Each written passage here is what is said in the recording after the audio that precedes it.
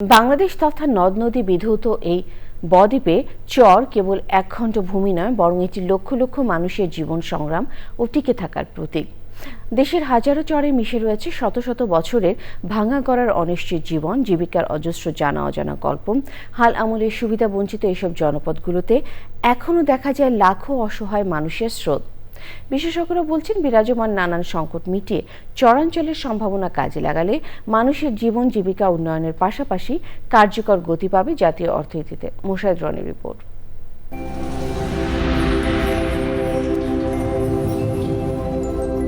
পলিগঠিত এক বিশাল বদ্বীপ বাংলাদেশ। হিমালয় থেকে ফি বছর বয়ে আসা ১২০ কোটি টন পলি জন্ম দেয় নদীর বুক চিরে নতুন ভূখণ্ডে। এসব ভূখণ্ডই আমাদের কাছে চর নামে পরিচিত। তবে ২০২৬-এর বাস্তবতা বলে দেশের চরাঞ্চল কেবল ভৌগোলিক পরিবর্তন নয়, বরং এটি প্রায় ৭০ লক্ষ মানুষের টিকে থাকার নিরন্তর সংগ্রামের এক জীবন্ত দলিল।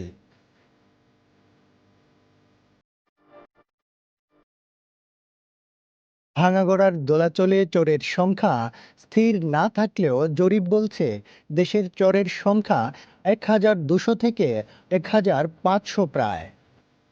ইতিহাস বলে পয়স্তি খ্যাত চরের ভূমি নিয়ে সংঘাতের সংস্কৃতি কয়েকশো বছরের। ভাঙন, বন্যা, খরাসহ নানা দুর্যোগ ও জলবায়ু অভিঘাতে লাখো মানুষ এখনও জলবায়ু যাযাবরের জীবন কাটাচ্ছেন। যারা বঞ্চিত অধিকাংশ নাগরিক সুবিধা থেকে।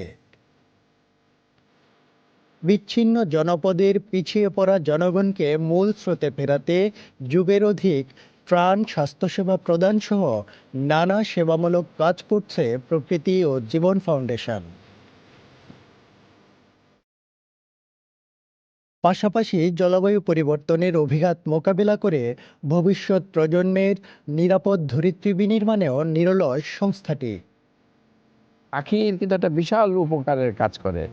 ক্ষতিকর পোকামাকড় খায়, তাহলে আপনার ফসলের জন্য ভালো। আরেকটা যেটা হয় সেটা হচ্ছে আপনার পাখি যে বীজ খায়, ওর পেটের মধ্যে দিয়ে ওর মল দিয়ে কিন্তু বিভিন্ন জায়গায় পড়ে, সেখান থেকে কিন্তু গাছ হয়। আপনারা একটু খেয়াল রাখবেন, কিছু নলবন একটু রেখে দেওয়ার ব্যবস্থা করেন এই পাখিগুলোর জন্য, এই প্রাণীগুলোর জন্য। তো বাংলাদেশকে ভালো রাখার জন্য আমাদের সবাইকে কিন্তু এক হইতে হবে। বর্তমানে সোলার হোম সিস্টেম এবং মোবাইল ব্যাংকিং চরাঞ্চলে কিছুটা পরিবর্তন আনলেও শিক্ষা ও সুপেয় পানির অভাব চরের মানুষকে আটকে রেখেছে দারিদ্র্যের দুষ্টচক্রে। তবে টেকসই বাঁধ নির্মাণ, আধুনিক কৃষি ব্যবস্থাপনা, মানসম্মত শিক্ষা ও স্বাস্থ্যসেবা নিশ্চিত করা গেলে বিচ্ছিন্ন এসব জনপদ হয়ে উঠতে পারে জাতীয় অর্থনীতির পাওয়ার হাউস।